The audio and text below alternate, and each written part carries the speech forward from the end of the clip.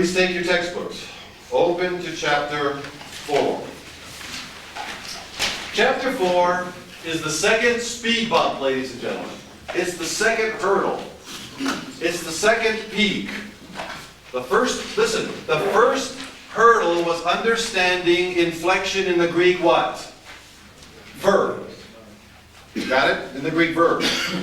Let me ask you a question. Did you get over it? Kind of? Maybe? Some of you have.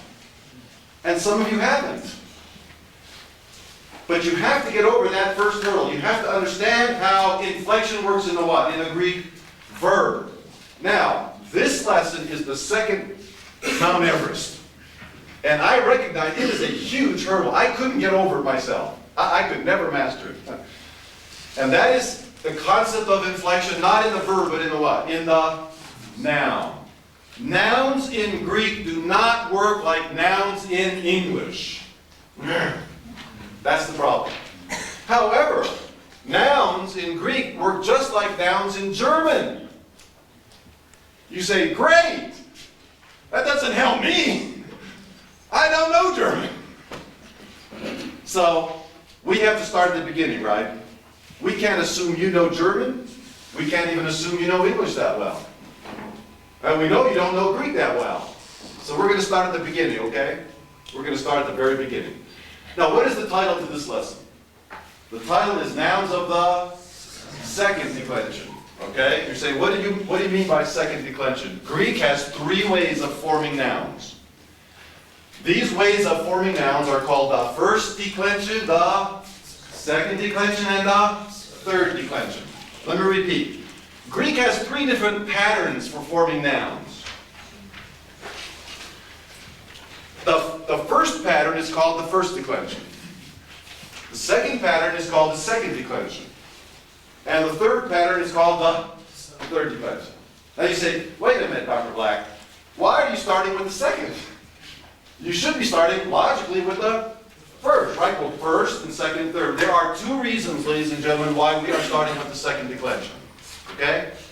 Number 1, the second declension is the easiest of all the 3. It's the easiest. It's not that hard. So we're going to go from what is easy to what is a little bit more difficult, okay? Secondly, the great majority of nouns in the New Testament belong to which declension, would you guess? The second declension. And that's why we're starting not with the first declension. That's going to be the next chapter. We're going to start with the second declension. Now watch this. The object of this lesson is not to memorize anthropos, anthropo, anthropo, anthropo, blah, blah, blah, blah, blah, blah. No. Now are you going to have to do that? Yeah. Just like you had to memorize luo, lues, lue, right? You had to memorize that. But that was not the goal of that lesson. The goal of that lesson was not to memorize luo, lues, lue. The goal of that lesson was to understand how it works. Right? To understand how it works. I've had people come up to me yesterday who've had 4 semesters of Greek and say, now I understand it. For the first time, I understand how it works. You see, we can all memorize, but memory is not the goal. It's comprehension. So the goal of this lesson is understanding the concept of inflection in the what? In the Greek noun. In the Greek noun. Let me give you an illustration. Let me give you a sentence that illustrates what I'm talking about.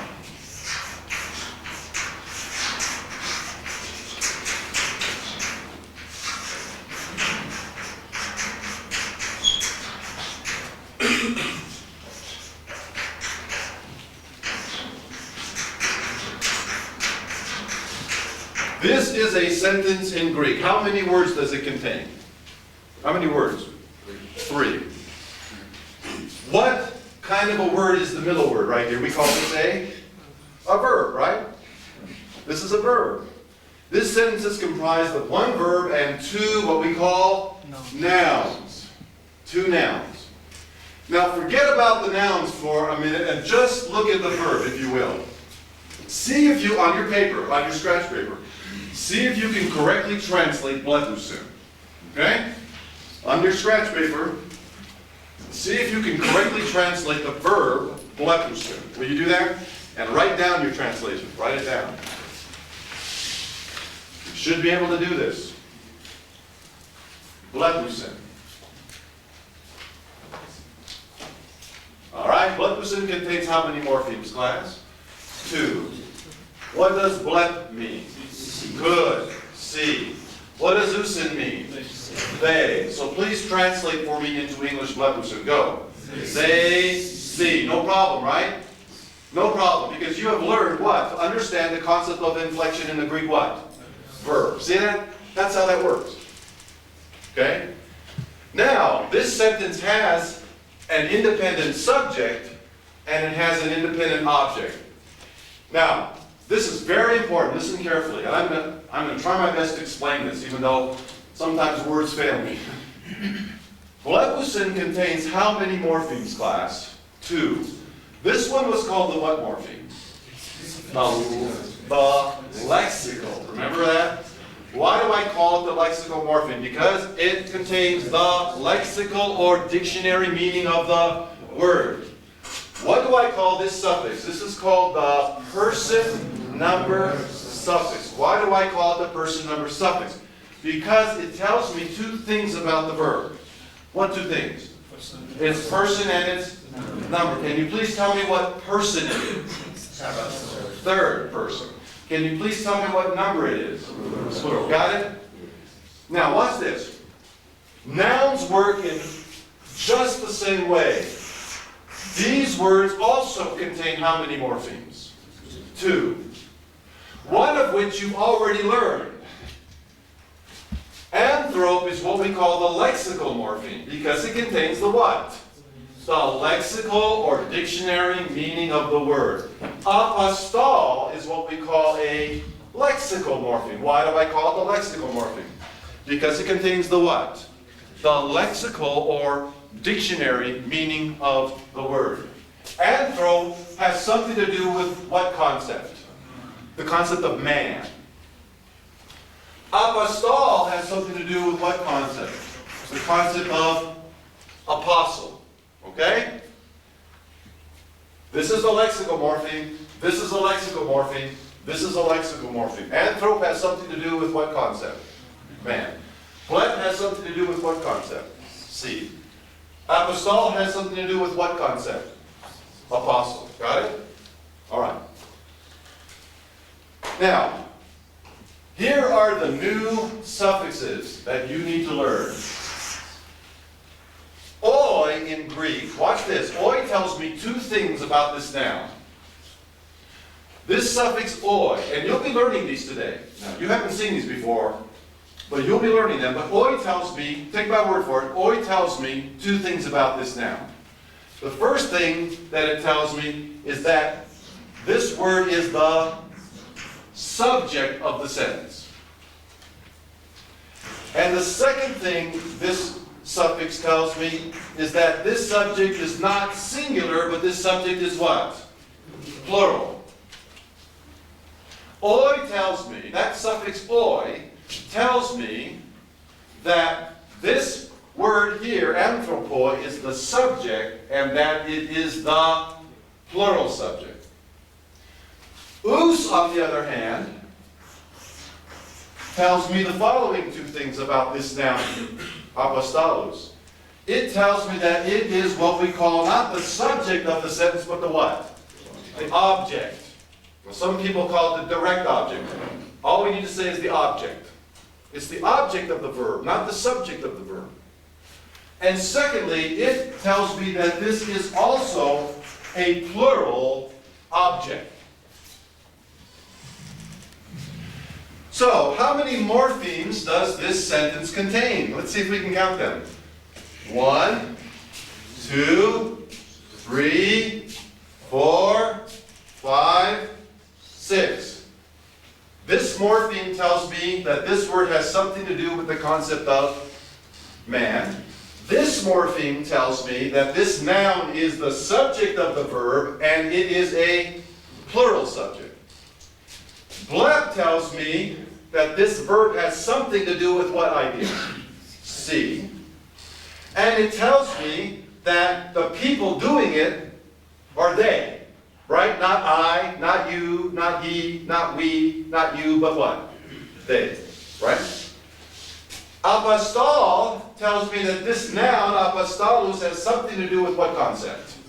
Concept of apostle. And this morpheme tells me that apostolus is the object of the sentence and is a plural object. Now please look at the board and see if you can begin to understand, begin to digest this. There's a lot of new information here. I know it's difficult. Look at the board and see if you can begin to internalize this. Okay? Now on that basis, would anybody like to raise their hand and attempt to translate this sentence for me? Would anybody like to take a stab at it? We have a plural subject, we have a verb, and we have a plural object. Anybody want to take a stab at it? Yes, sir. Exactly. Did you hear that? Here's the correct translation. Men see apostles. See it there? Men see apostles. That is what the Greek is telling me. Now, watch this. Greek does not use word order to tell me that. Greek changes the noun to tell me whether it's the subject or the object. Watch this now. Because that is true, I can rewrite this sentence as follows. And it will still be translated the same way. I can start with the verb.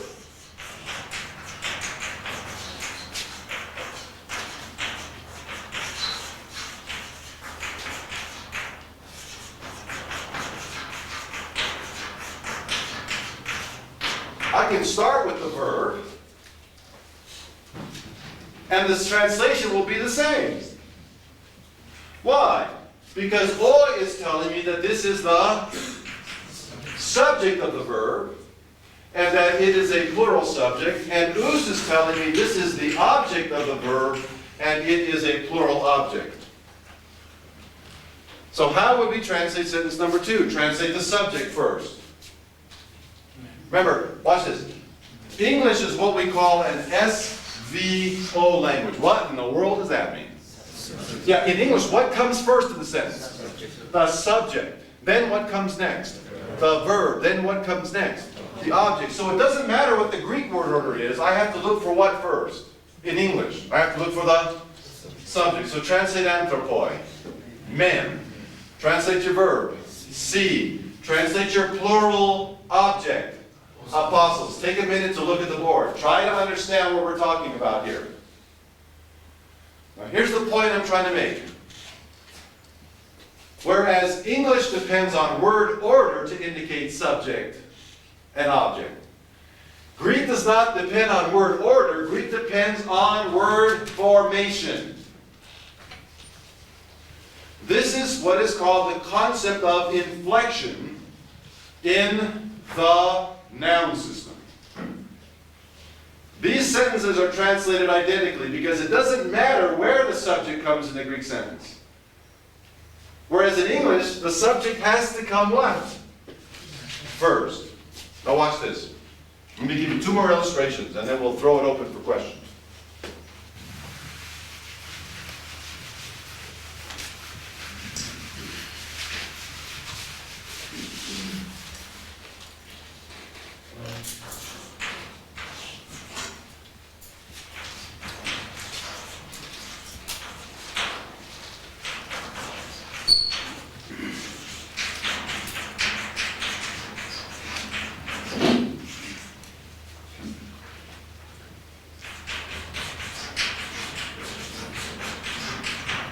Let's do morphological analysis on sentence number 2.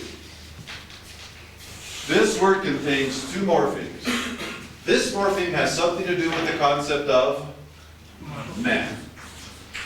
This word contains 2 morphemes. This morpheme has something to do with the concept of see. This word contains 2 morphemes.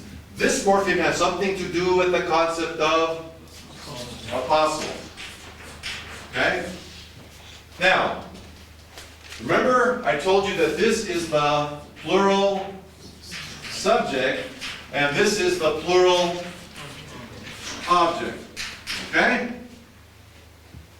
In other words, whenever I see oi, that means plural subject.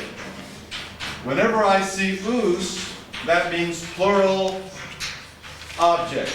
Got that? Whenever I see oi, it's a plural subject. Whenever I see us, it's a plural object. Okay?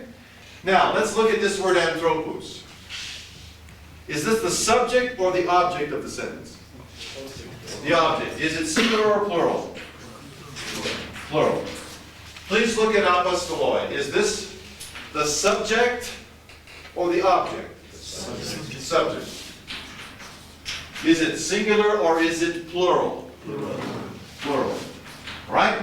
Now, take a look at number 2. On the basis of the morphology of that sentence, would anybody like to take a stab at translating sentence number 2 for me? Yes, sir. Exactly right. Apostles see men. Stop right there. If you can understand how sentence number 2 is to be translated, apostles see men, congratulations, because you understand the concept of inflection in the Greek noun system. If you can't understand it, join the club. I couldn't. I could never understand this. You know, how would I have translated this sentence? I'll tell you how I would have translated this sentence. Men see apostles. That's how I would have done it. Right? Because I was not looking at word formation, I was looking at word order. You cannot look at word order. Greek communicates subject, verb, object, not by word order, but by what? Word formation. Through the morphemes that the word contains. Okay? Let's look at one more example.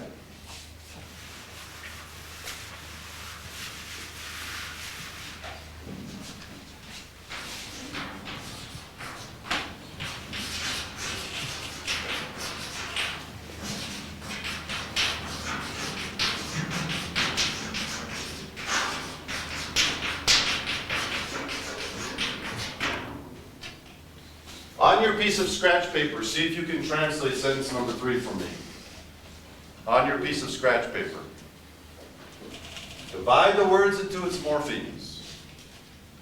Determine whether the noun is the subject or the object. And on that basis, please translate on a piece of paper. Jot it down. The correct translation of sentence number 3. See if you can do this. But you have to do morphological analysis. You cannot depend on the word order. You have to depend on the word formation. So look at the morphemes in each of these words. Each word contains 2 morphemes. These morphemes are telling you what the sentence means. Figure it out. You can do it, but you've got to think. And you can't look at the word as a unit of meaning. You've got to look at the morpheme as the unit of meaning.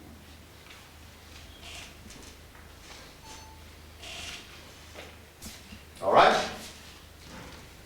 Who would like to translate for us number 3? Anybody? Thank you, sir. Correct. Men see apostles. See that there? Men see apostles. How many morphemes does anthropoi contain, class? 2. Anthrop has something to do with what concept, class? Man. Oi tells me it is a what? Plural subject. Apostolos contains 2 morphemes. Apostol has something to do with apostle. And us, let me check my chart here. Let's see, us is equivalent to what? A plural object. Blepusi contains how many morphemes, class? 2. Blep has something to do with what concepts? See. And usi means they. Now here's what the Greek literally says. Watch this. Here's what the Greek literally says. Man, plural subject. Apostle, plural object. See they. That's how the Greeks thought. That's how they thought. Here's how they thought. Man, plural subject. Puzzle, plural object, sire. That makes impeccably good Greek, but it makes kind of lousy English, doesn't it? So let's kind of sort of translate that into somewhat good English. Okay? Start with what in English? Always start with the subject, and then go to the what? The verb, and then the object. Here's the subject, translate. Men. Here's the verb, translate. Yeah, you know what the Greek literally says? Men, they see.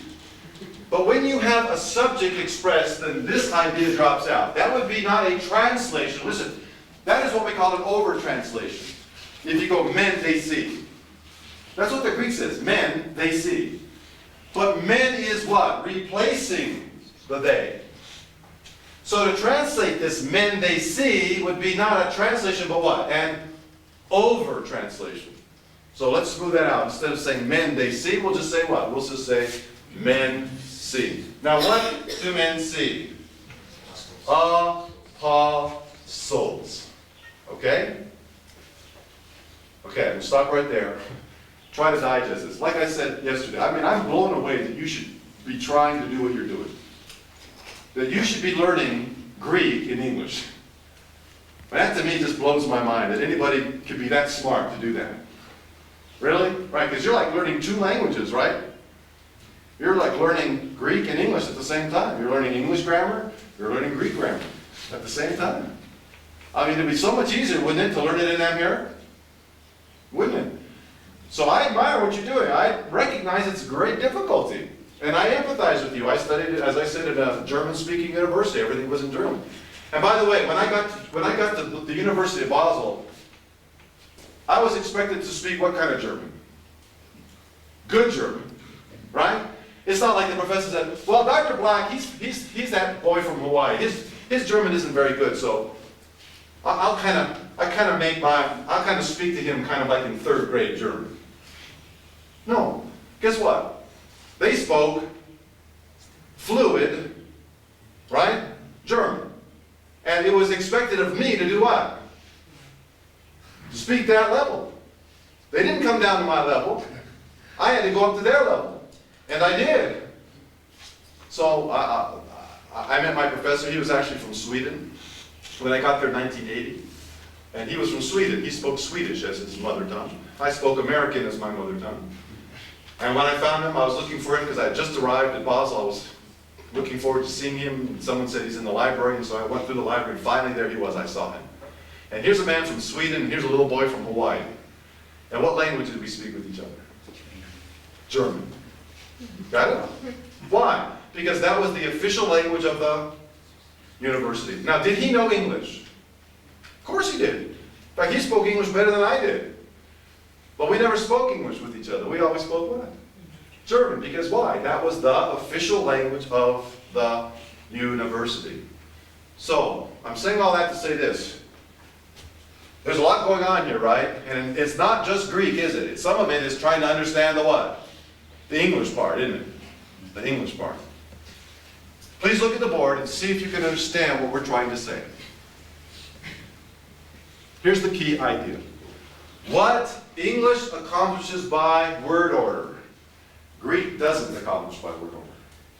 Greek accomplishes by what? Word formation. Right? And that's called morphology, right? Morphology. All right. Now, we need to talk about what are called the cases in Greek. The cases. We've already said that Greek can indicate what is the subject of the sentence and what is the object of the sentence.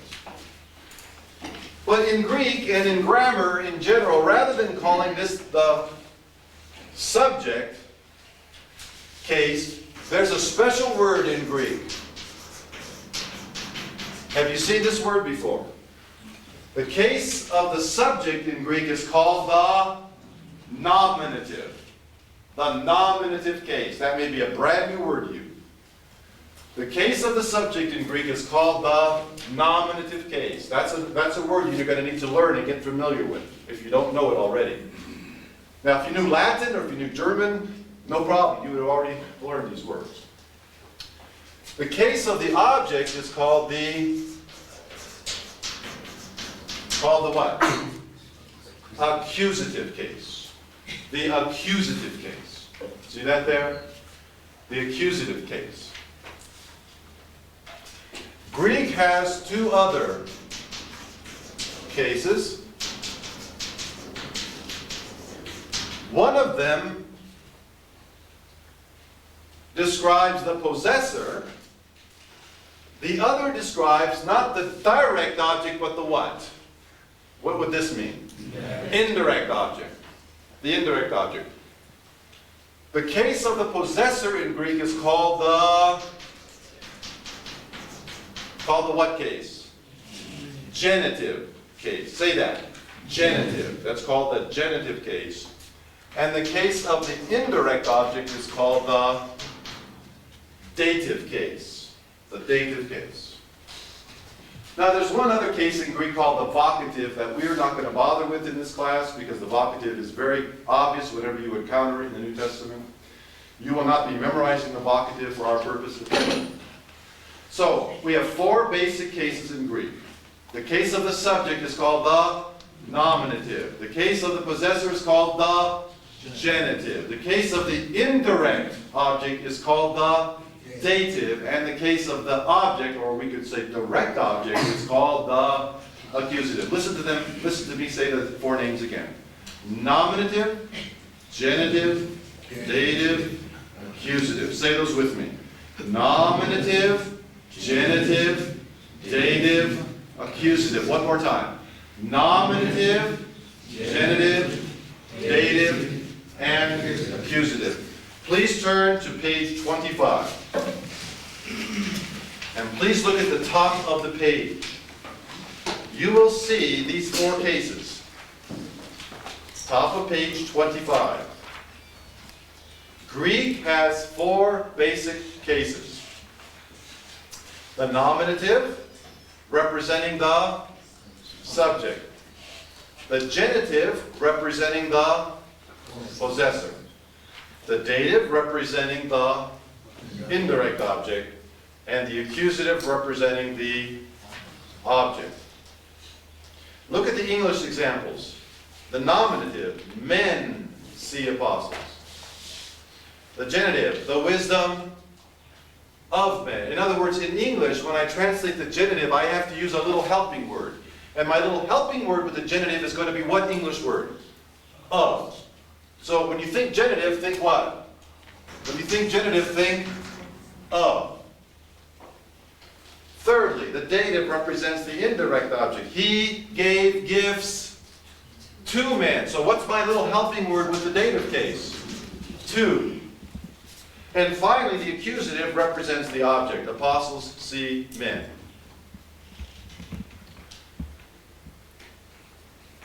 Now, by the way, look at number 2. The wisdom of men. How else could I express that in English? The wisdom of men. Is there another way I can say that in English? How? Men's wisdom, right? Look at number 3. Is there another way I can translate he gave gifts to men? He gave men gifts, right? Can you hear that in English? He gave men gifts. Now listen to that sentence. He gave men gifts. What is the object of that sentence? What was he giving? He gave men gifts. What was he giving? Gifts. He gave men gifts. Men is not the object, it is the what? The indirect object, right? He gave gifts to men, or he gave men gifts, right? Okay. So there are many different ways of communicating these ideas in English.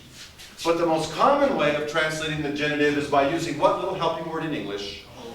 And the most common way of translating the dative case is using what little helping word in English? To. So whenever I think nominative, I think what? Subject. Whenever I think nominative, it's the what? Subject. Whenever I think accusative, I'm thinking what? Object. Subject. Object. Subject. Object. Whenever I think dative, what little helping word in English am I going to use? Of. I'm sorry. When I say what? Genitive, I guess. I don't know Greek, I just fake it real good. When I say genitive, what little word am I going to supply? Of. When I say dative, what little word am I going to supply? To. Okay.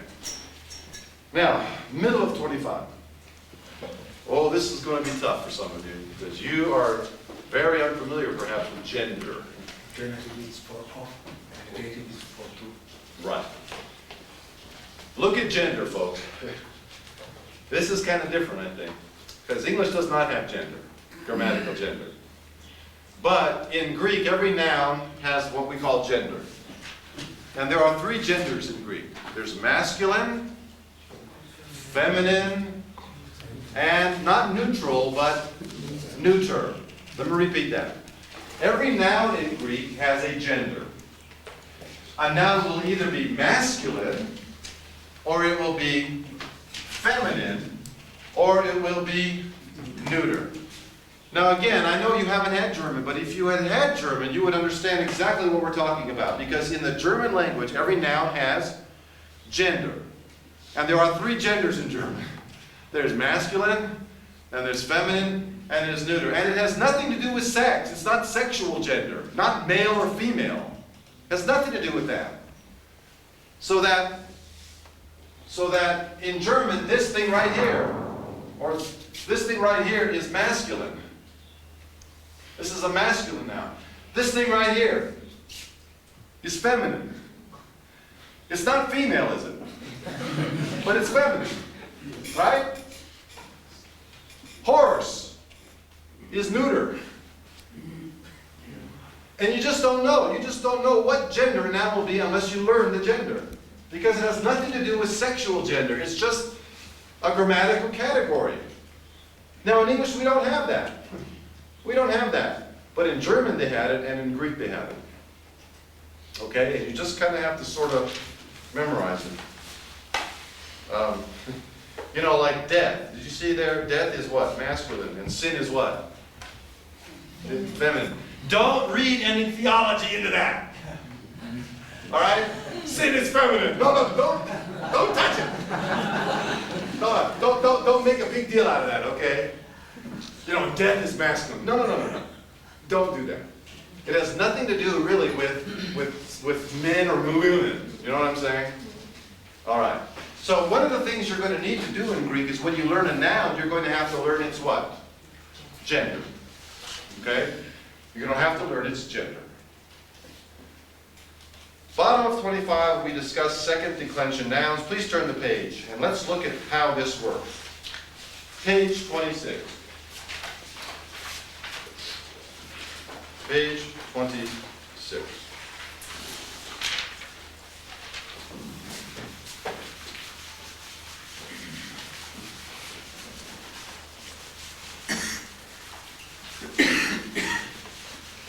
Please take a look at the words anthropos and doron. Anthropos and doron.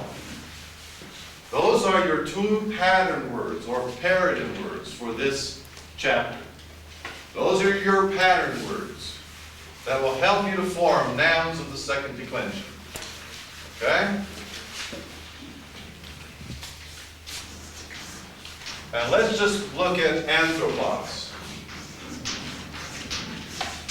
Now please look at the board. Nouns in Greek can be either what? Singular or plural. And they can be of four different what we call cases. Please, can you remember the names? N stands for nominative, and it means it is the subject. G stands for genitive, and it means that it is the possessor. D stands for dative, and it means it is the indirect object. And A stands for accusative, and it means it's the direct object, or we can just call it the object. Now here's how this works. Anthropos is going to be your pattern word for all masculine nouns of the second declension. And the majority of nouns of the second declension are masculine. Now watch this. Here's how this works.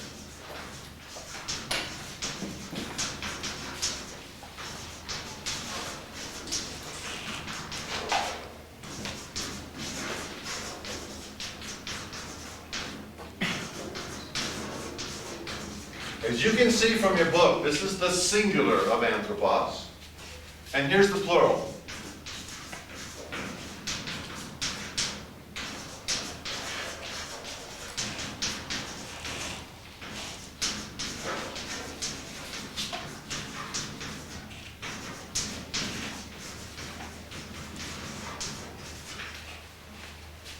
Let me say them aloud for you, okay?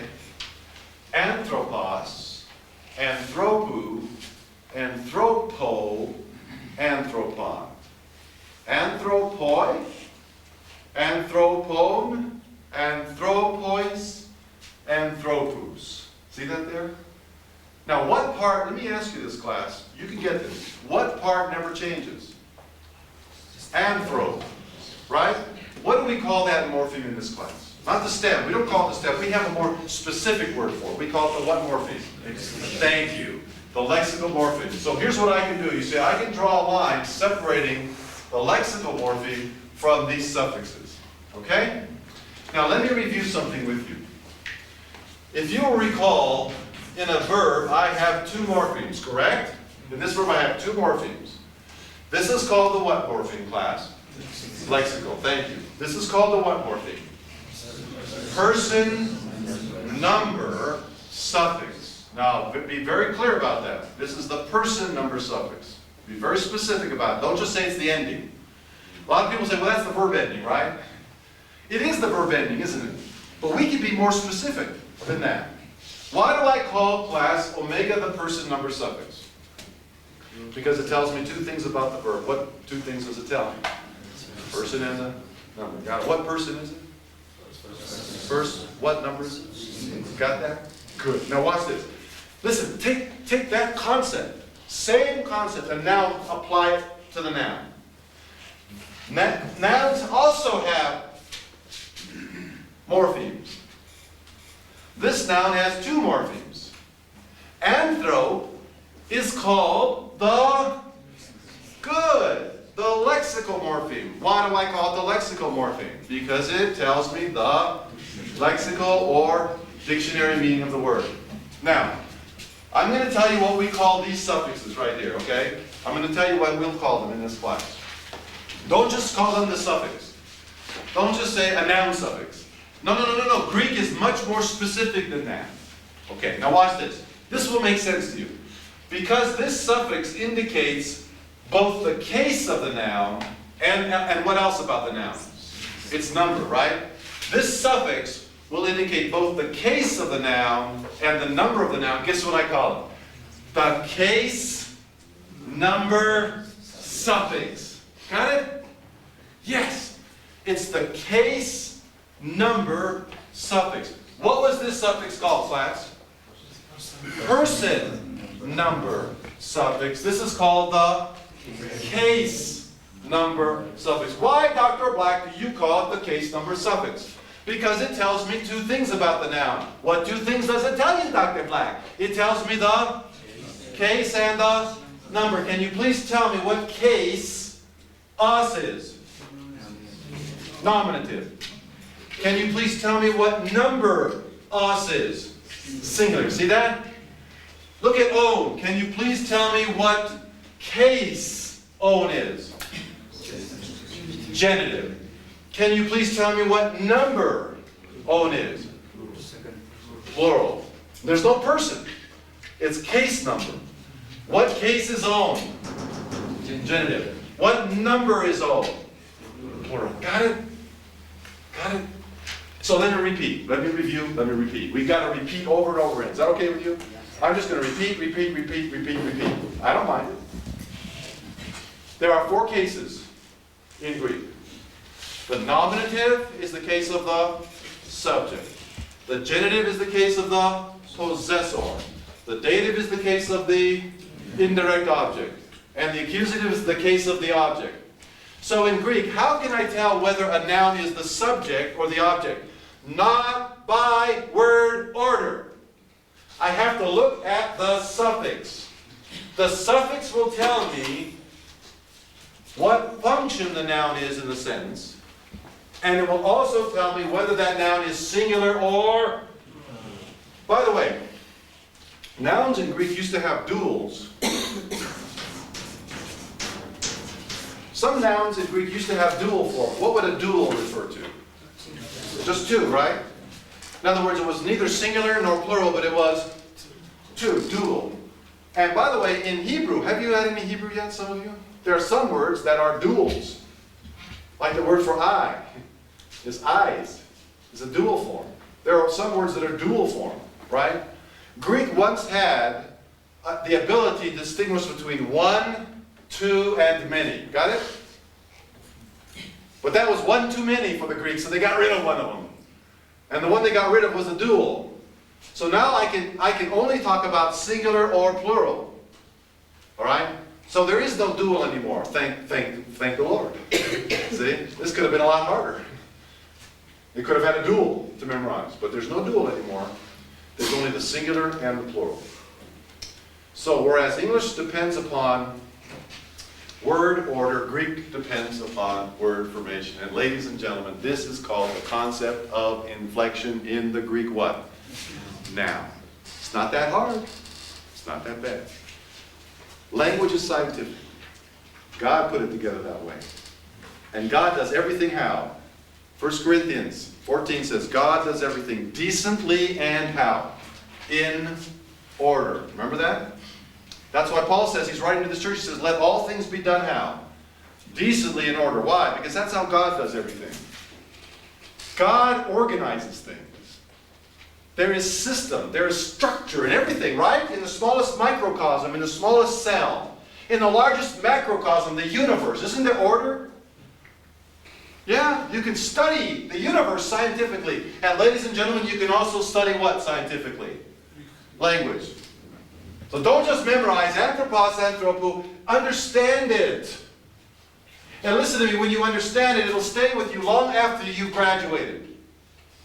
But if all you've done is memorize, I almost can guarantee you, you'll lose all your Greek. You won't even be able to read your Greek. But if you understand it, wow, you'll stay with you. And that's why I teach this morphological approach. I understand it's harder. I understand it would be easier just to say the ending, right? This is the noun ending. I understand that would be a lot easier.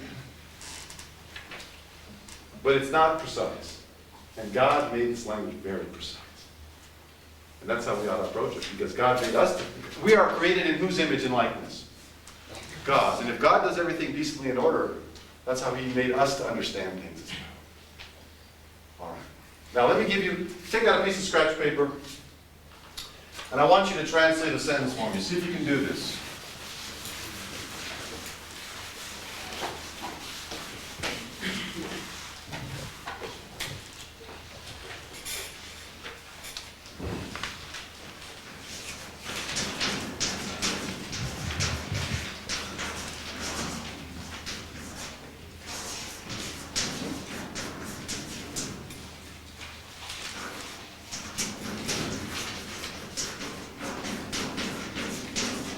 Here is a sentence in Greek. See if you can correctly translate it.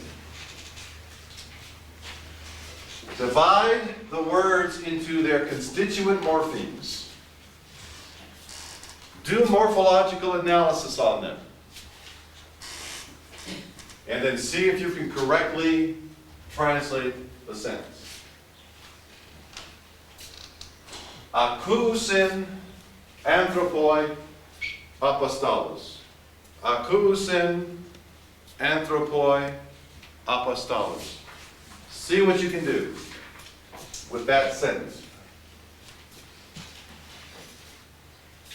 Akousin anthropoi apostolos.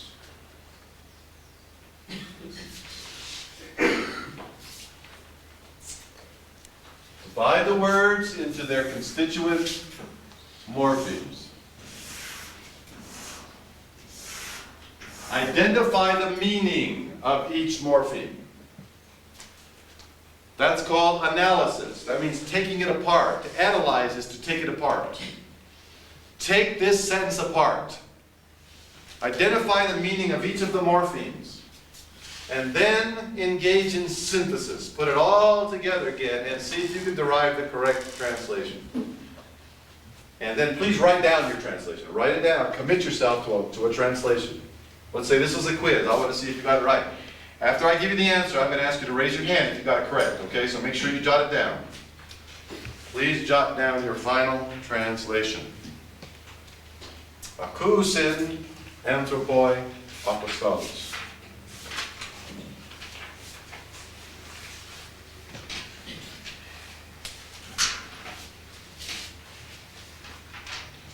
Akousin anthropoi apostolos.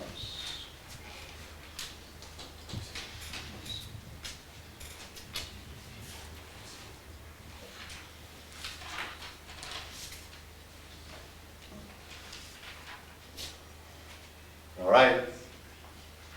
I'll give you 13.5 seconds.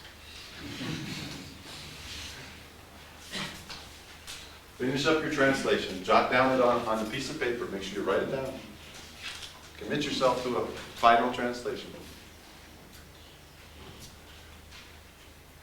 All right, here we go. Translate the sentence for me, class. Men hear apostles. Look at your translation. Did you get men hear apostles? If you did, raise thine hand, please. Everybody raise your hand if you got it right. Okay, that's good. About half the class. That's good. Men hear apostles. Class, look at this sentence. How many morphemes does it contain? The sentence, the whole sentence contains 1, 2, 3, 4, 5, 6. See them there? Let's name the morphemes. And aku is a lexical morpheme. Usin is a person, number, suffix. Anthrop is a lexical morpheme. Oi is a case, number, suffix. Say that. Case, number, suffix. Again. Case, number, suffix. One more time. Case, number, suffix. Apostol is a lexical morpheme, and us is a case, number, suffix. What does aku mean? What does usin mean? They. What does anthrop mean? Man. What does oi mean? Oh boy, now I'm completely lost. I am completely lost. Dr. Black has now totally lost me. So I'm going to have to be mechanical, right? I have to go to my chart here. And I have to find oi, and I keep looking, and finally I find it, don't I? Oi.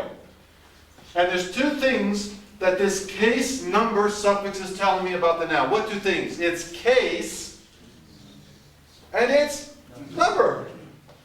What case is it? It is the nominative. What number is it? Plural. Good. What does apostol mean, class?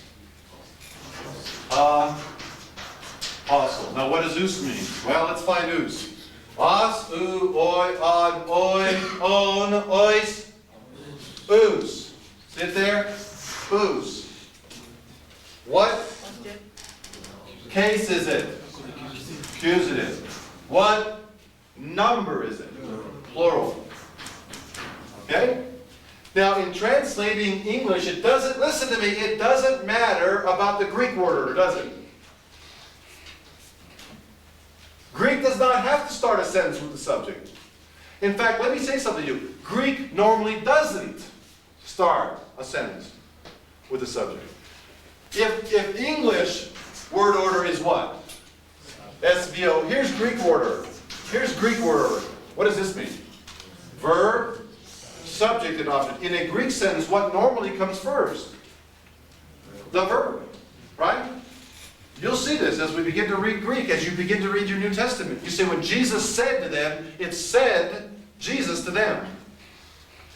But if you've had Hebrew, you understand it's the same thing. In Hebrew, the verb usually comes first, and then the subject. Is that true in Amharic? I don't know. Where does the subject come? Does it always come before the verb? Or is it part of the verb? I don't know. But in Greek, the normal word order is VSO. Alright? So to correctly translate this sentence, I have to find whatever's in the nominative case. Is there a noun in the nominative case? Yes. Is it singular or plural? Plural. So translate your subject. Men. Now over-translate your verb. Over-translate. The Greek says men they hear. That's not a translation. That's a what? Over translation. Now translate it. Men hear. Now this is your accusative case, and accusative means what? Is it singular or plural? Translate apostolos. A, pa, souls. Sit there. A, pa, souls. That's how it works. Now, we're gonna get out a little early for our break today. Okay, I'm gonna give you a longer break because you have worked really hard and you're getting brain fade about now, aren't you? It's like overkill. It's like sensory overload. There's too much, Dr. Black.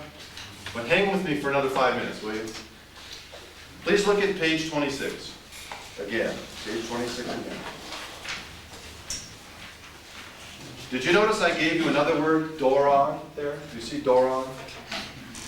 Doron is the pattern for all of the neuter nouns of the second declension. So here's what I'd like you to do. You see the left-hand side of the page, the left-hand side, anthropos and all the anthropos words?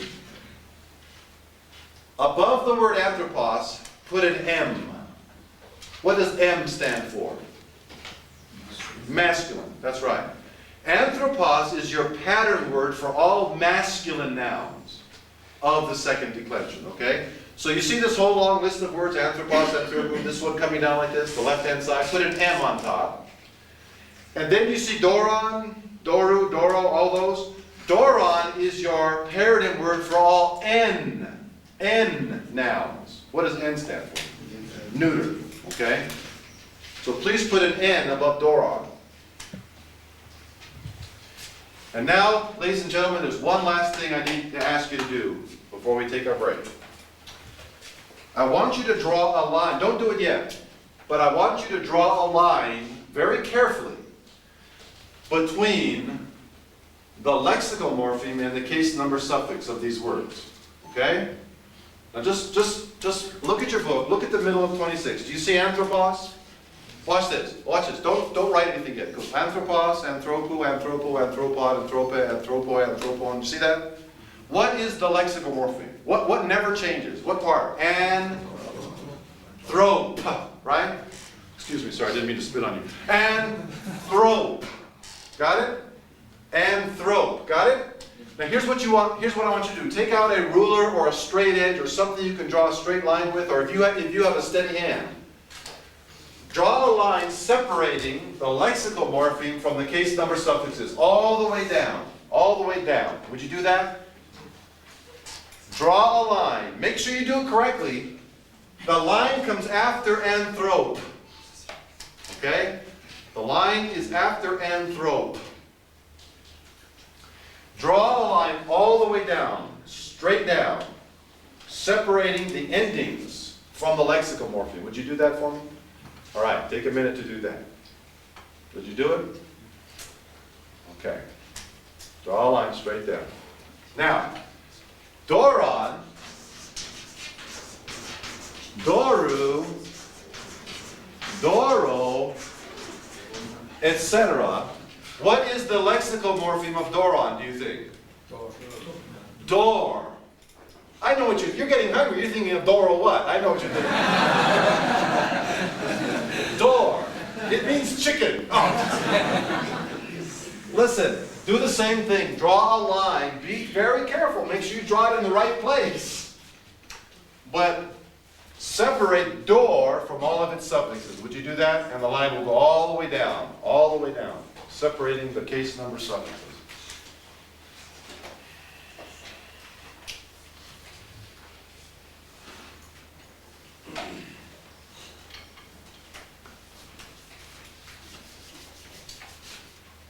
All right, have you done that? Okay. All right, it is now 10 o'clock. Okay? We normally take our break at what time? 10:15, right? And it goes to what time? 10:30. We're going to take a half an hour break. Okay? And I'll be here if you have any questions, if I can help you. Fine, but let's take a half an hour break. We'll pick up at 10:30 on the dot, okay? Thank you very much. Have a good break. Get your chai, your buna, or whatever. Ladies and gentlemen, please turn to page 26 again as we continue our discussion of nouns of the which declension? Second declension. Page 26. Page 26.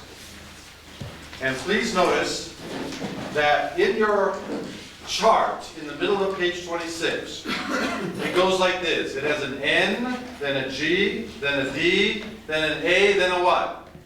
A V. Please put a parenthesis around the V.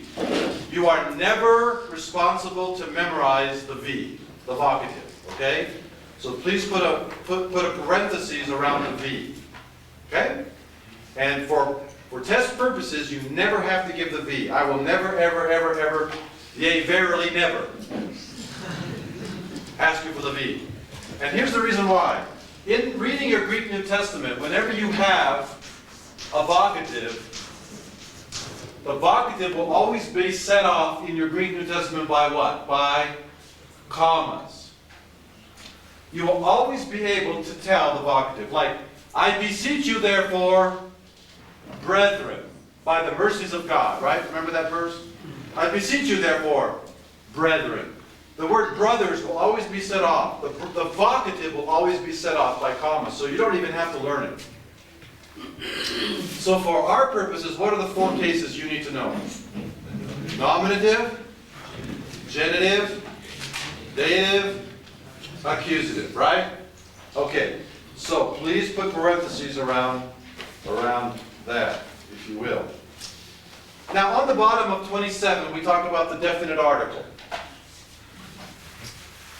Now listen carefully, because you will actually not be learning the definite article until the next lesson. You won't be learning how to say the until the next lesson, okay? Greek has a definite article, but it does not have an indefinite article, okay? Greek does not have an indefinite article. So, let me give you an example.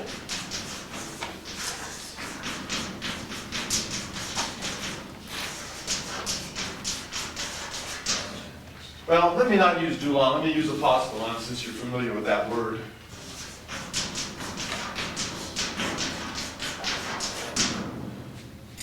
This sentence is, a man sees an apostle. Anthropos is singular, the verb is singular, the object is singular. Now you look at the board and you might think you might want to translate it how? Man sees apostle. Right? But in English, we have to supply the what article sometimes. Not the definite. Don't put the man sees the apostle. No, no, no, no, no. But sometimes in English, to make it good English, we have to supply what article? The indefinite article. So, we would correctly translate the sentence, a man sees an apostle. You say, Dr. Black, I don't see the indefinite article. It's not up there. In other words, every time I have a noun in Greek, this can either be translated man or a man. This can be translated apostle or an apostle, right? Okay. So, here's the point. In the exercises for today, from this grammar, from this lesson, in the exercises, you will never translate the, but you may have to supply what word? A or an, right? Don't put any thes in there. You haven't learned the yet. That's next lesson. But sometimes you may have to supply an a or an and. Now, before we look at the vocabulary, please turn to page 28. And let's talk about conjunctions. Joining words. Conjunctions. And the 3 most common conjunctions in Greek are introduced in this lesson. Kai, de, and pronounce this word for me. Don't go Allah. It has nothing to do with Islam. Don't say Allah, say Allah. Can you see the accent mark? Allah. Kai is the most common conjunction in Greek. It means And normally. Normally you will translate it as and. It's the most common way of conjoining two thoughts. Kai. De will either be translated now or but, depending upon the context. Now or but. And then Allah is the strongest way of saying but.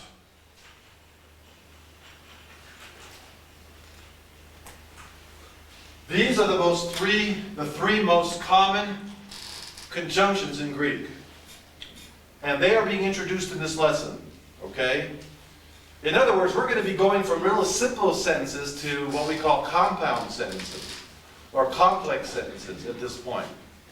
So just be aware of that. And you notice in your chapter, I have a whole lengthy section on conjunctions, right? And you're going to read that, aren't you? I mean, not now, but later on today. Aren't you going to read it? Yeah. Remember, I don't cover everything in class. But you need to read this chapter very carefully, every word of it. And by the way, look at the bottom of 28. Do you see how the print gets smaller? You see how the print gets smaller? Do you know what that means? That means it's irrelevant. You can pass over it. It's absolutely worthless. No. That's not what it means. It means it's kind of like additional information, additional insights. Okay? Not the primary insights of the chapter, but some additional insights. So please read the fine print too. Don't just say, well, it's in fine print, it's in small print, it does not. Nah, I don't need to read that.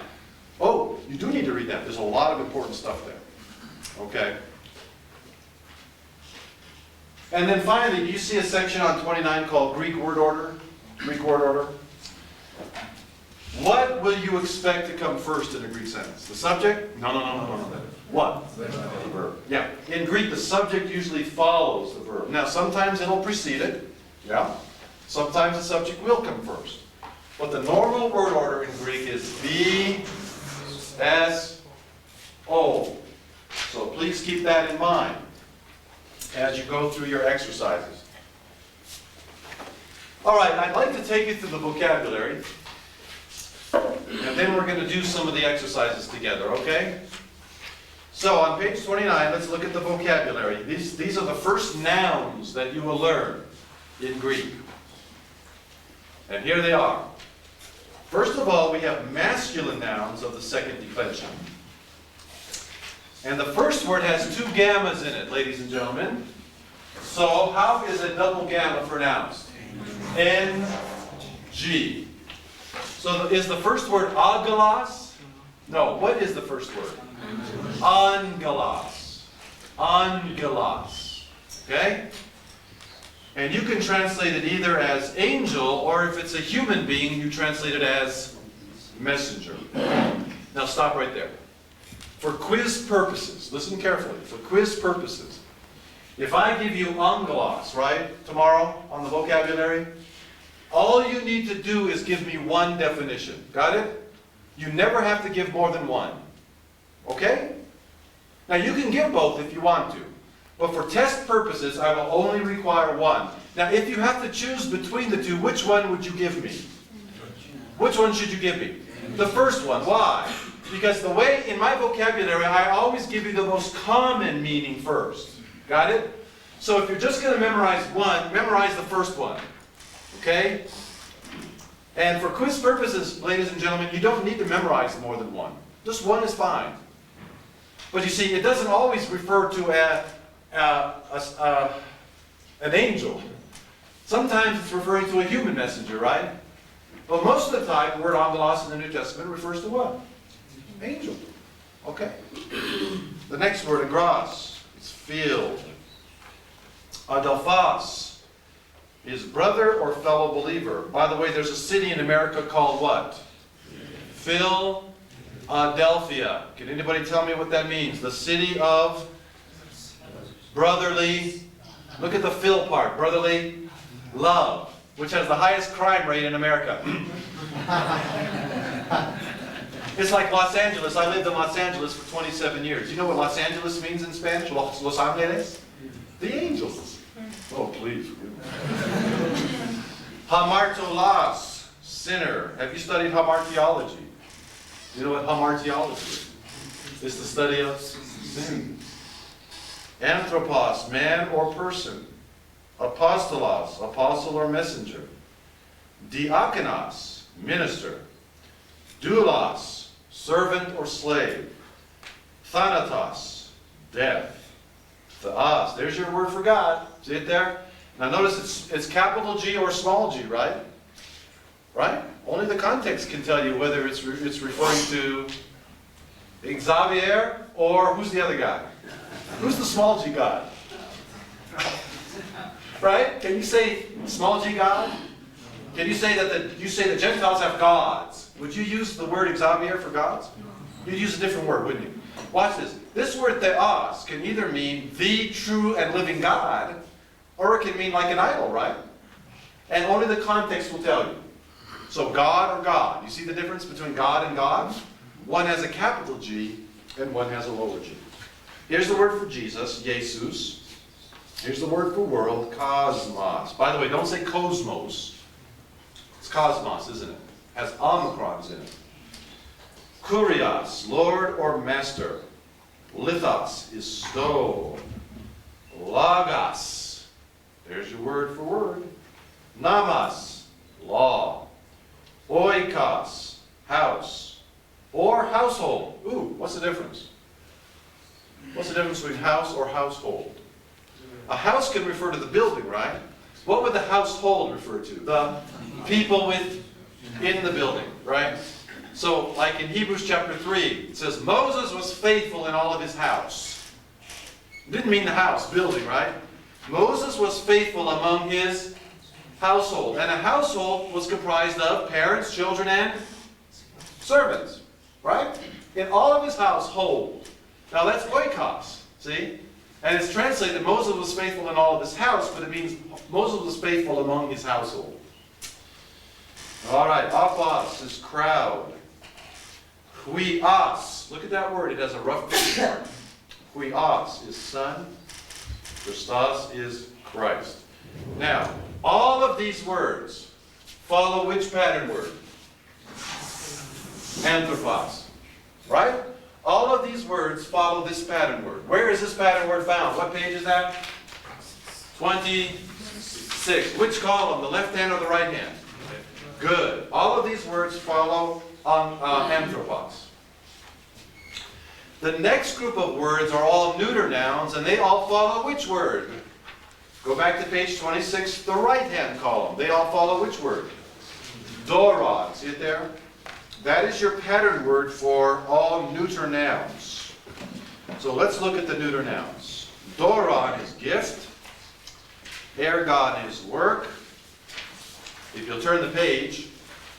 Now, this word has another double gamma, right? So how would I pronounce this word correctly?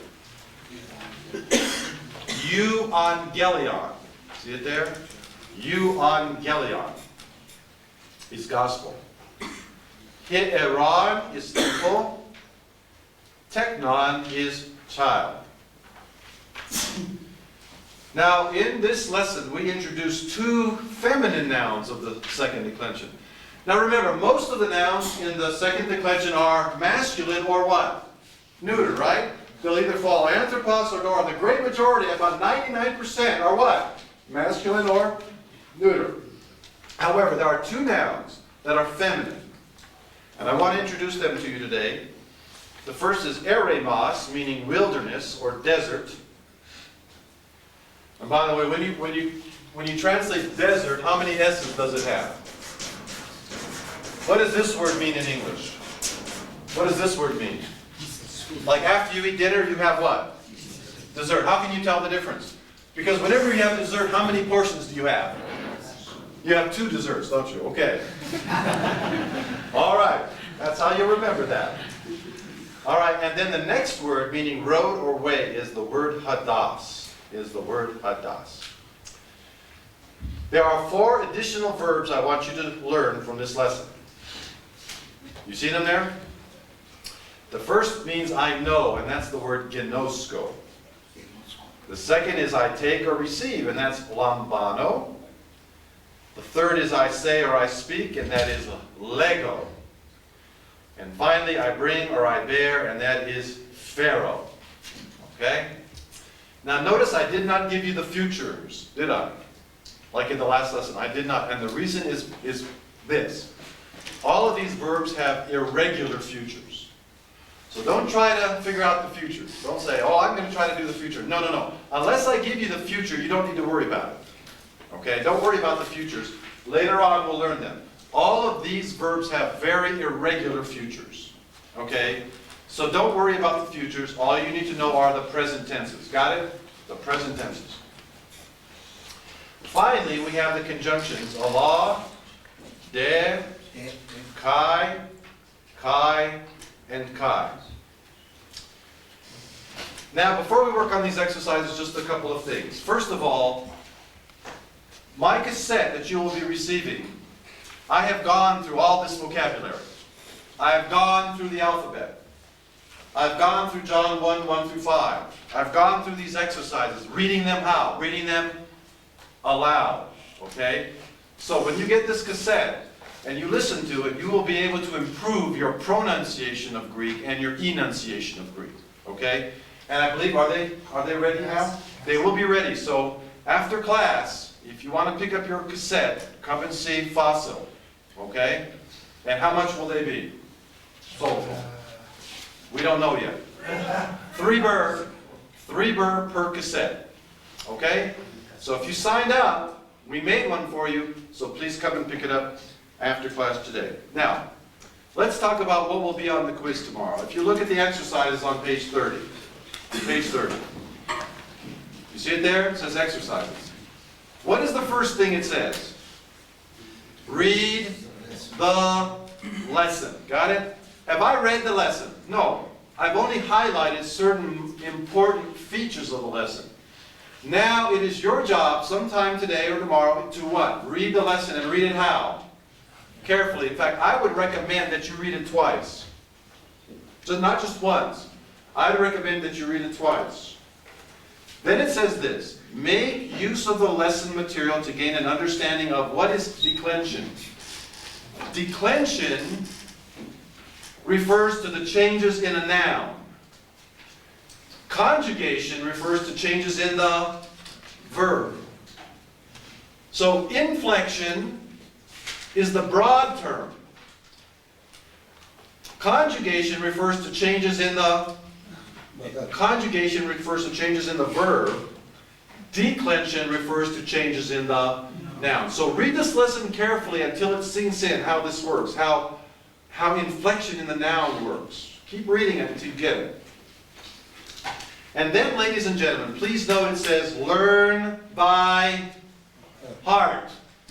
What does that mean for quiz purposes? What does that mean for quiz purposes? You better come prepared tomorrow, right, to write out all these Greek forms, correct? I was coming around during that first quiz. A lot of you didn't have those Greek words. A lot of you didn't memorize the paradigms from yesterday. Yes. Okay? Learn by heart what? The paradigms of anthropos and doron. Would you please turn there? What page is that on? 26. Do you have to memorize the vocative? No. No. You don't have to memorize the vocative. But if on the quiz tomorrow I ask you to give the declension of anthropos, you are going to you have to write out anthropos, then what? Anthro, who, then what? Now watch this, watch this, watch this. In this class, are breathing marks optional? Yeah. Are accent marks optional? Yes. You will never, ever, ever have to give accent marks or breathing marks. But watch this. This is called the what? Iota subscript. Now listen, that is part of the spelling of the word. Let me repeat. The iota subscript in Greek is part of the spelling of the word. It's not optional. Therefore, whenever you have an iota subscript, make sure you always give it for quiz purposes. Okay? That's not optional. Let me repeat. Accent marks are optional. Breathing marks are optional. Iota subscripts are not optional. Watch this. If you wrote this word this way and left out the iota subscript, guess what? That word is wrong. Okay? It is misspelled. So make sure you have that iota subscript. So what two things do you have to memorize by heart? Anthropos and doron. You sit there. Anthropos, anthropo, anthropo, anthropon.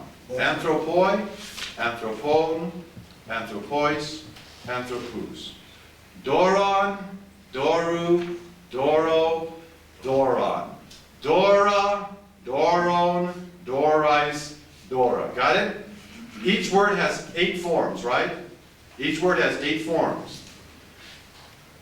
So make sure you memorize them. Because you don't know. I may get sneaky, and I may be in a bad mood, and I may even ask for both of them. Okay? So you don't know what I'm going to ask, do you? In fact, I may not ask either of them. But you don't know, do you? So you have to be prepared on tomorrow's quiz to spit them out, to regurgitate them. Go back to the exercises. Secondly, it says, memorize the vocabulary to this lesson. Okay? Okay? Memorize the vocabulary. And may I just say this? How many of you have started to write little vocabulary cards yet? Anybody here? Vocabulary cards? Do you know what a vocabulary card is? You put every word on a little card. You can cut paper up into little pieces. And then that's the easiest way to review these. Because eventually there'll be so many words, okay, that you cannot just read the grammar anymore.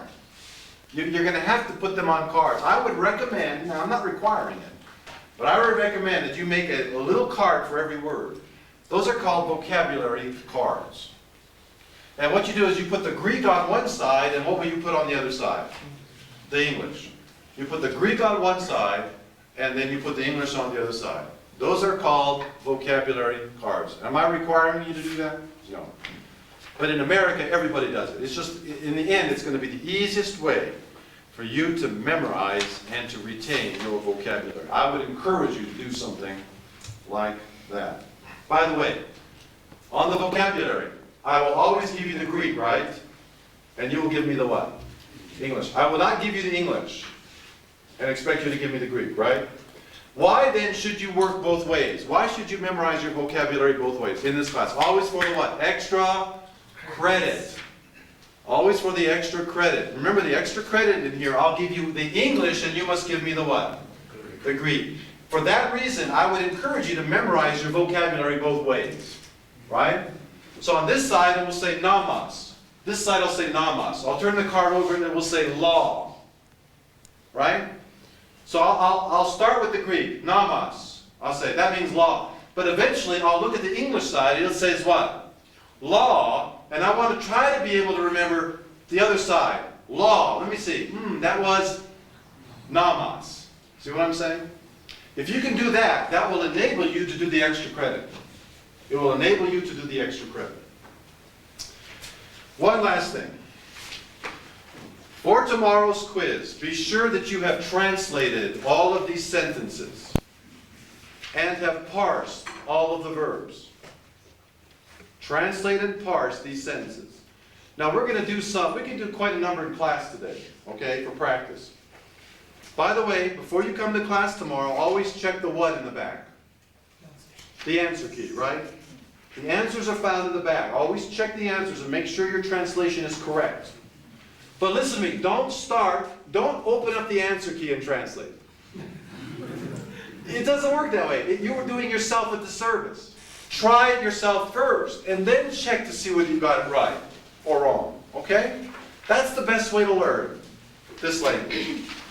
Yes. Yes? Here in the vocabulary, we see the separate word over here. What is it for?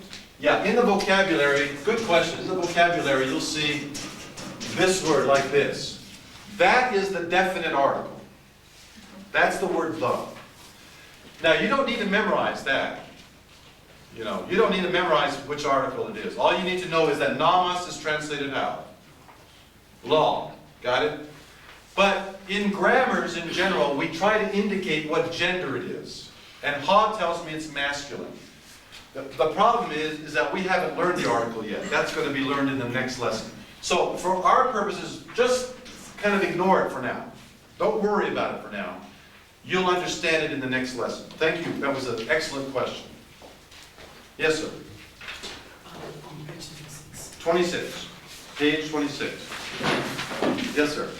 How do you differentiate between the singular nominative or the neuter? Very good question. On page 26, you will notice something about the neuter.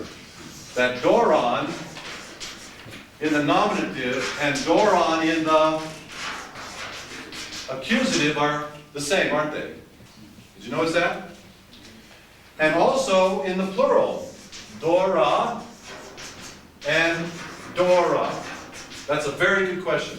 How do I distinguish between doron and doron? In other words, how do I distinguish between the nominative and the, both in the singular and in the plural? And the answer is very simple. Only the what can tell us? Only the context. The context alone will tell us whether doron is the subject or the object. Very good question. So when you do your exercises, the context will tell you. The context will tell you. Another question. Yes. Is this the nominative singular of neuter nouns is similar with the singular accusative of the You're right. Again, only the context will tell you. Just the context will tell you.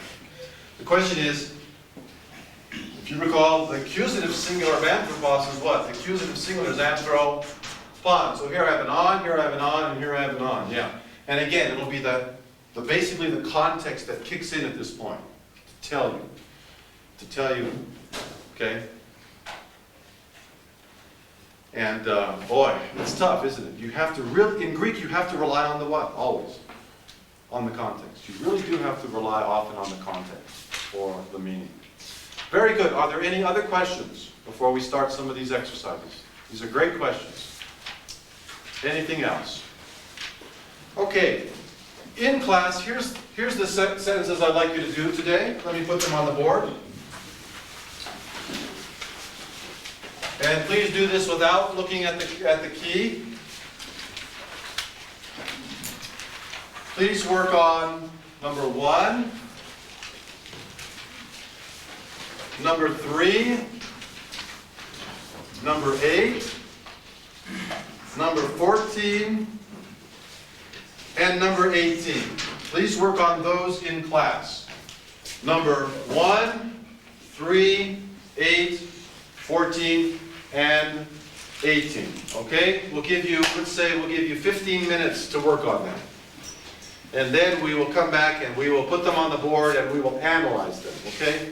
So take 15 minutes to work on these and then we'll go over them. Thank you. Okay? Here's what we're going to do. Whenever we have a sentence, we're always going to circle the verb. We're always going to circle the verb. So here's what we're going to do from now on. When I'm translating a sentence and I see a verb, I'm going to circle that verb, okay? I'm going to circle that verb. Secondly, if I see anything in the nominative case, I'm going to underline it one time. Doulos is in what case? Nominative. I'm going to underline it one time. Anything in the nominative, I will underline it once. Finally, anything in the accusative case, I will underline twice. Anything in the accusative case, I will underline twice. So let me repeat. Whatever the verb is in the sentence, circle it, because it's the most important word. In fact, can I have a one-word sentence in Greek? Yes. Look at the board. Look at graphe. Could that stand on its own and be a complete sentence? Yes. Yes. So that's the most important word, and wherever I see that verb, I'm going to underline. I'm going to circle it. If there's anything in the nominative, I'm going to underline it once. And if there's anything in the accusative, I'm going to underline it twice. Now watch this. Once I have done this, the word I'm going to start translating is the verb. I'm going to translate the verb all by itself before doing anything else. So please look at the board, look at graphe. Can you please translate for me graphe all by itself? He writes. Got it? Now, if you were like me, I couldn't do that. That's when I dropped Greek. I couldn't do that. I couldn't get he writes. Now, where are we getting he writes from? Graphe contains how many morphemes? 2 of them. The first one we call the what? Lexical morpheme. Why do we call it the lexical morpheme? Because it contains the lexical or dictionary meaning of the word. What does graph mean? Right. Why do we call this the person number suffix? Because it tells me 2 things about the verb. What 2 things? The person and the number. Can you tell me what person and number it is? Third singular. Now what does it mean? He. Got it? No problem. Now I understand it. Why? Because I'm not looking at the word, I'm looking at the what? The morpheme. Got it? You can't look at the word. Don't look at the word. I was looking at the word. And I couldn't figure it out. I have to divide the word into its what? Constituent bits and pieces of meaning. And another word for bits and pieces of meaning are a morpheme. See that? Okay. Now, I have translated graphe, he writes. Now, here's what I'm going to do next. I'm going to ask the sentence, do you have an independent subject? Do you have a subject expressed? And the sentence goes like this, right? The sentence says, yeah, I have a subject. And how is the sentence telling me it has a subject? It puts the noun in what case? What's this called? The nominative case. The case of the subject is called the what case? The nominative. Say that word. Nominative. Again. Nominative. What is the nominative case? It's the case of the subject. So does this sentence have a subject? Yes. What is it? Doulos. Now, doulos has how many morphemes? 2. This part has something to do with servant or slave. Now I'm left with os. See it? Now I'm going to go to my chart here. Remember anthropos and doron? Here are the endings. I'm going to look on this chart and find os. Can you find os? See it there. Now what do I call this suffix here? I do not call it the person number suffix. I call this the what? The case number suffix. Say that. Case number suffix. One more time. Case number suffix. You say, Dr. Black, why do you call that the case number suffix? Well, I'll tell you why, because it tells me 2 things about the noun. What 2 things does it tell me? The case and the number. Can you please tell me what case it is? And can you please tell me the number? Singular. Okay? So this is nominative and it is singular.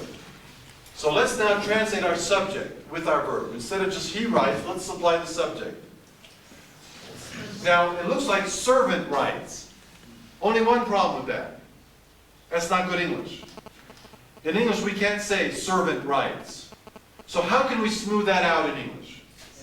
That's right. We have to supply not the definite article, but what kind of an article?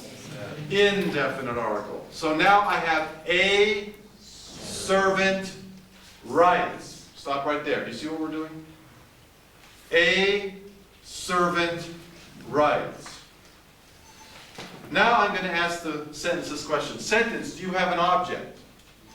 And what does the sentence say? It says, yes, I have an object.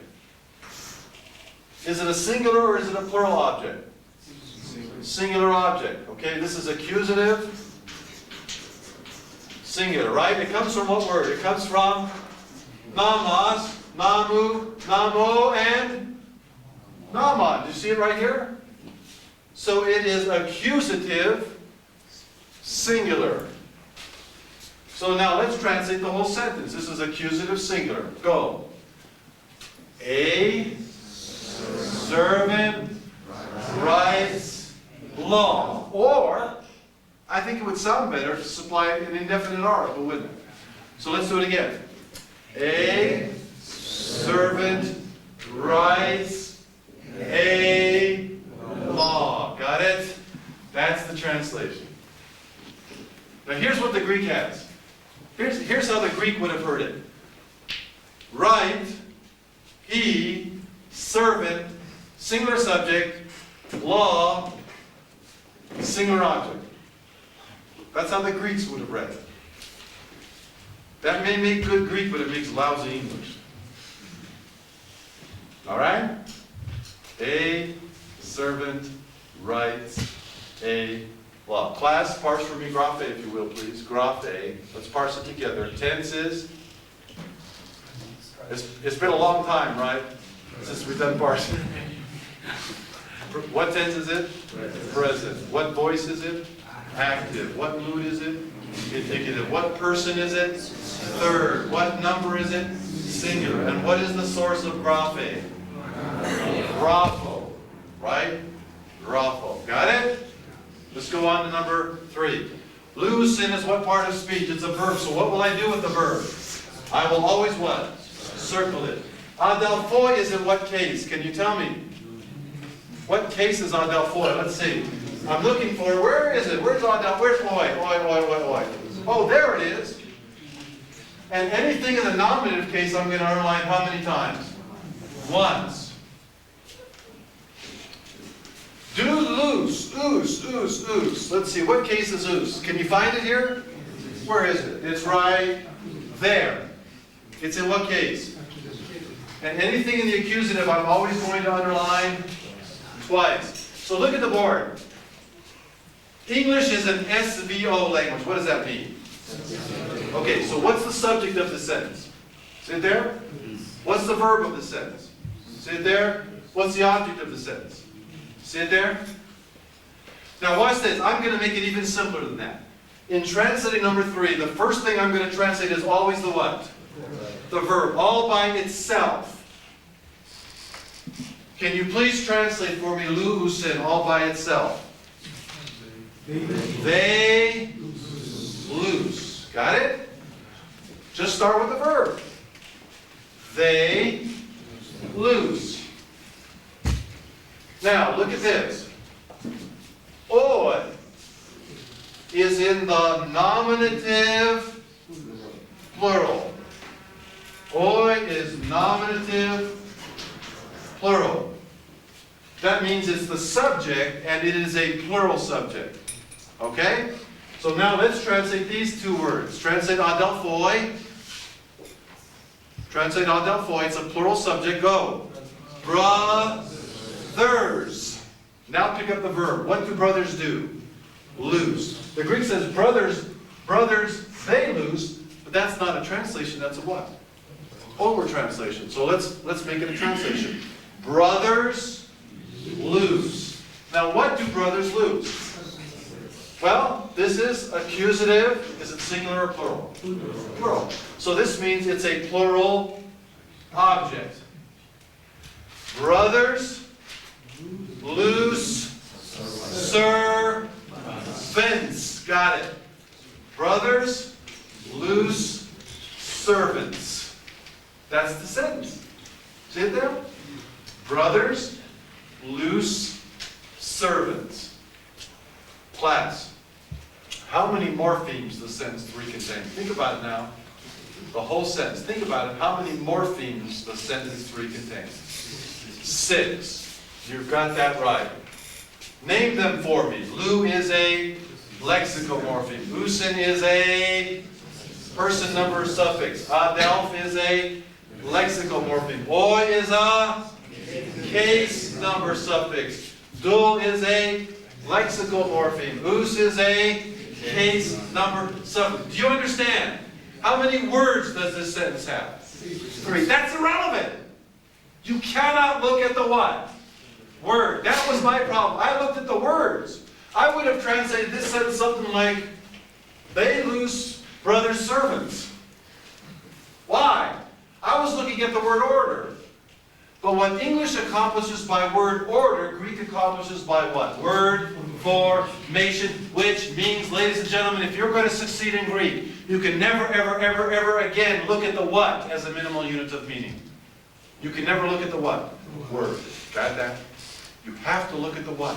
The morpheme. How many words does sentence 3 contain? 3. That's irrelevant. How many morphemes does it contain? 6. Got it? That's That's what you need to look at. Let's try sentence number 8. Can you tell me what part of speech fere is, class? What part of speech? It's a verb, right? So what do I do with verbs? Circle. Can you tell me what case doulos is? Look at the board. Can you tell me what case doulos is? Anything in the nominative, I'm going to underline how many times? One time. Doron. Can you tell me what case doron is in? Well, watch this. Being a neuter noun, it can either be nominative or accusative. But by the process of elimination, since I already have a subject, doron is going to be the what? The object. So how many times will I underline doron? Twice, right? It's in the accusative case. Now watch this, watch this.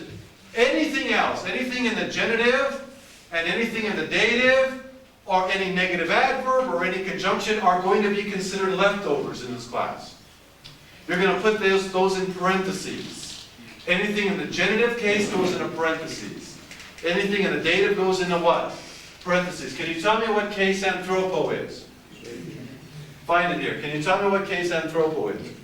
And anything in the dative, you will put in parentheses. Why? Because what is the basic sentence in Greek? In English? S, V, and O. Right? You need a subject, a verb, and an object. But you don't need anything in the dative. You don't need anything in the genitive. For our purposes, therefore, listen, whenever you see anything in the dative, you put it in parentheses. And you'll come back to it later, okay? Watch this. Now my sentence is reduced to what 3 elements? Subject, verb, and object. Now what am I going to start with? The verb, all by itself, right? Can you please translate for me fere, all by itself? Exactly. He brings or he bears, right? Pharaoh is I bring or I bear, correct? He brings or he bears. Got it? That's it. That's it. Stop right there. Did you get the verb? That's it. He brings or he bears. Now, I asked my sentence, do you have an independent subject? And the sentence is going like this. You see it there? Because it put it in what case? The nominative case. And here it is. Can you tell me, please, whether this is a singular subject or a plural subject? It's a singular subject, right? So now translate these 2 words. Go. A servant brings. Stop right there. Do you see it? A servant brings. Don't do servant brings. That's not good English. You have to do what? A servant brings. Now let's pick up our object. Can you tell me whether this is a singular or plural object? Singular object, right? So now let's pick up Dora and go. A servant brings, not gift, a gift. A servant brings a gift. You say, Dr. Black, where is the A? It's not there. Remember, whenever you have a noun, you can either translate a gift or a gift. Which sounds better to you in English? A gift. A servant brings a gift. We wouldn't say servant brings gift. We would say a servant brings a gift. Stop right there. Do we have a subject? Yes. Do we have a verb? Yes. Do we have an object? Yes. Now, I have one word left over. See it there? Now let's pick up our leftovers. What case is anthropo? Dative. Is it singular or plural? Singular. Now remember, with the genitive, what's my helping word with the genitive? Now what's my helping word with the dative? To. So look at anthropo. It is dative and it is singular, right? So what's my helping word with the dative case? All right, class, all by itself, translate for me anthropo. Go. To a man. Oh, was it apostolo? Yes. Sorry. Apostolo. Got to change that. Apostol. Oh, sorry about that. So this is to an apostle, right? Now look at the board and give me the whole sentence. Are you ready? Number 8, are you ready? Begin. A servant brings a gift to an apostle. Right?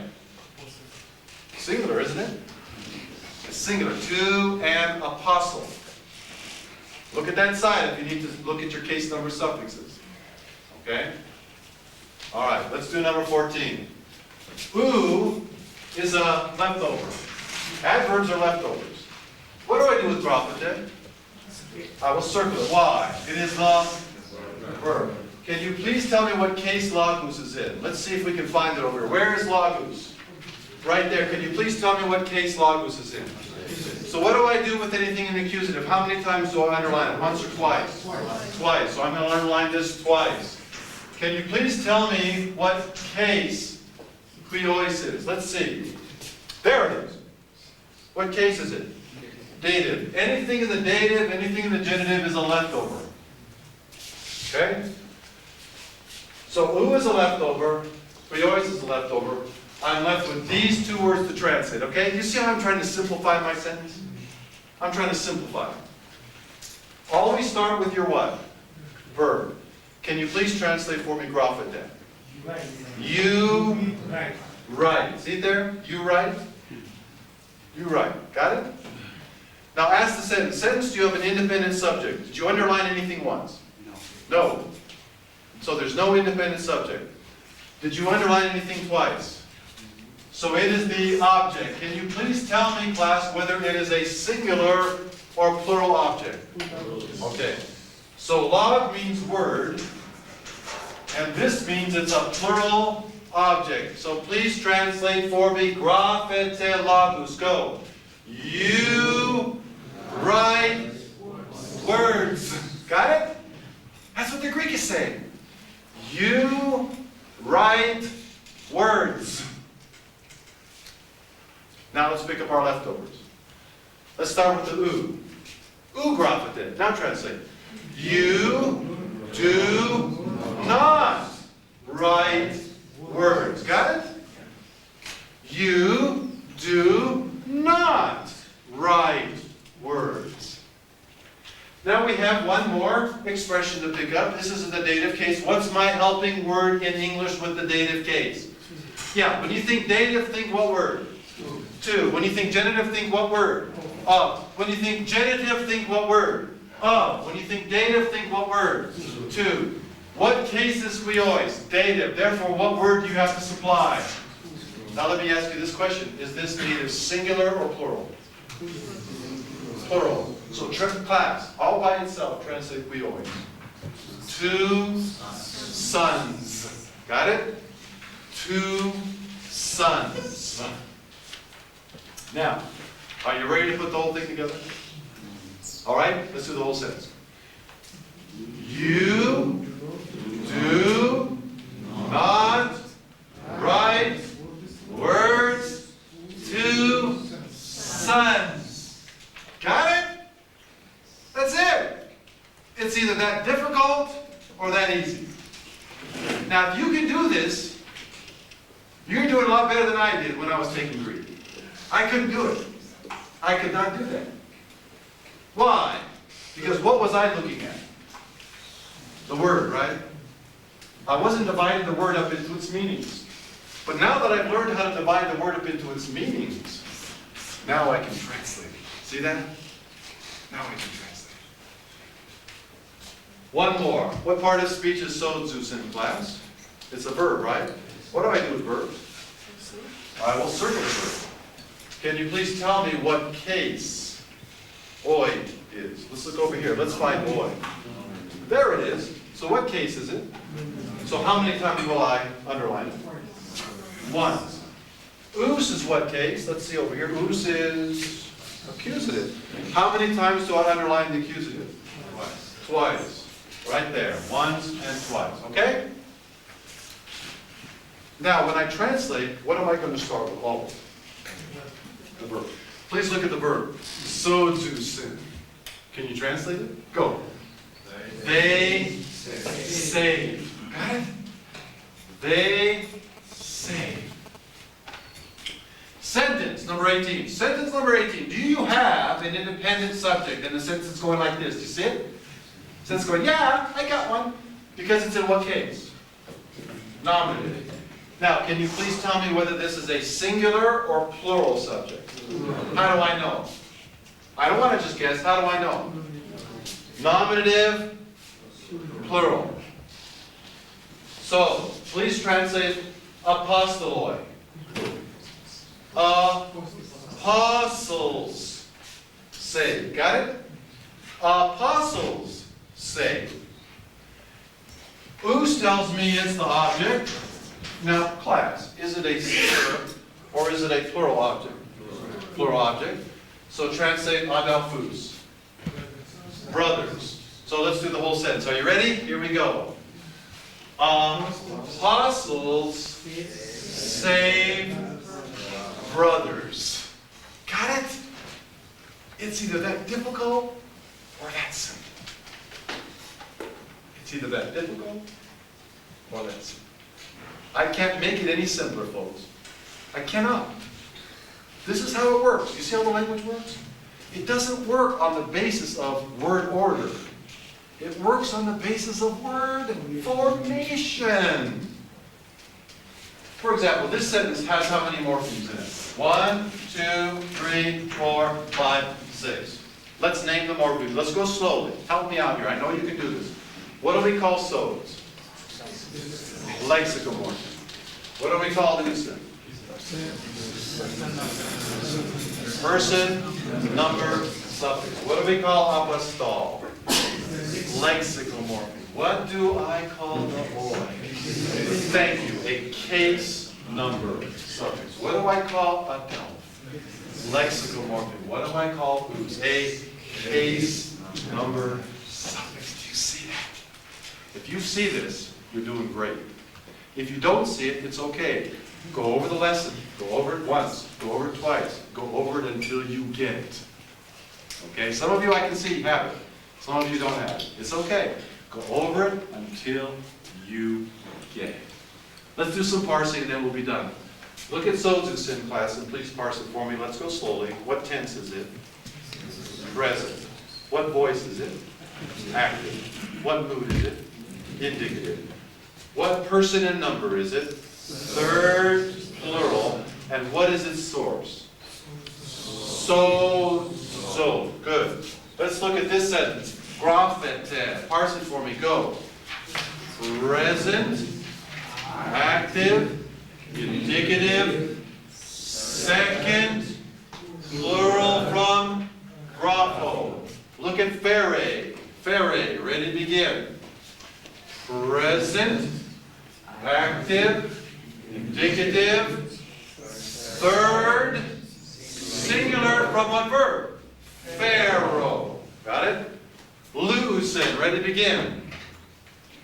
Present, active, indicative, third, plural, luo. Graphe. Ready to begin.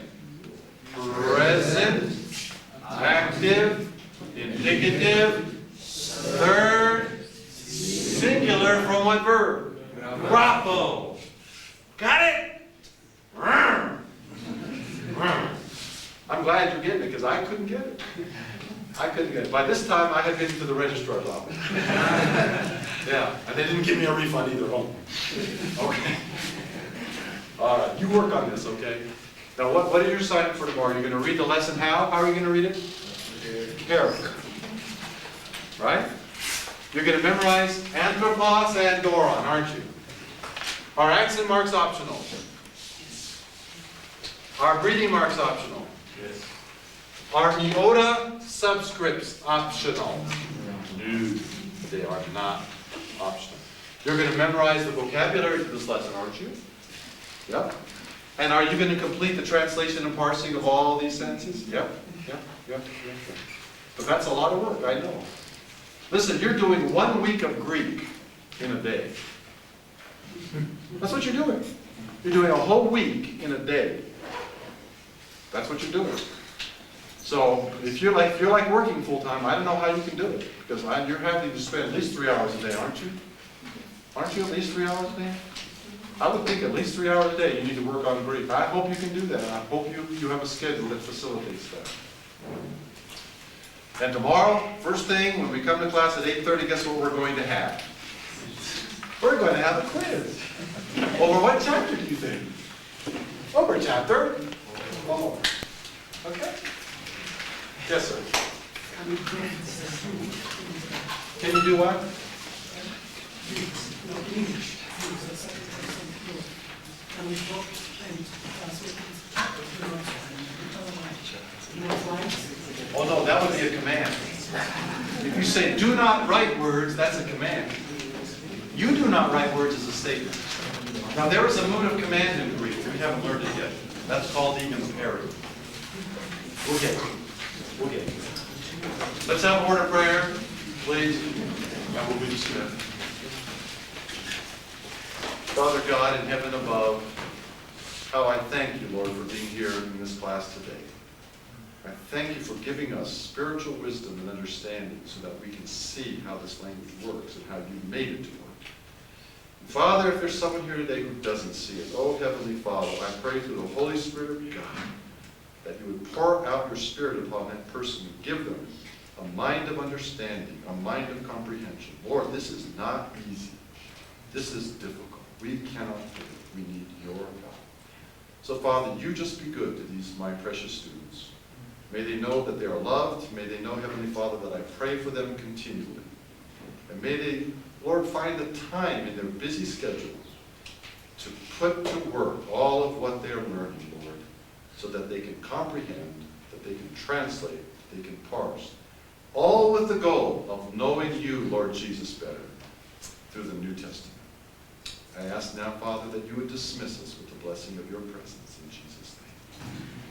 Thank you, Lord.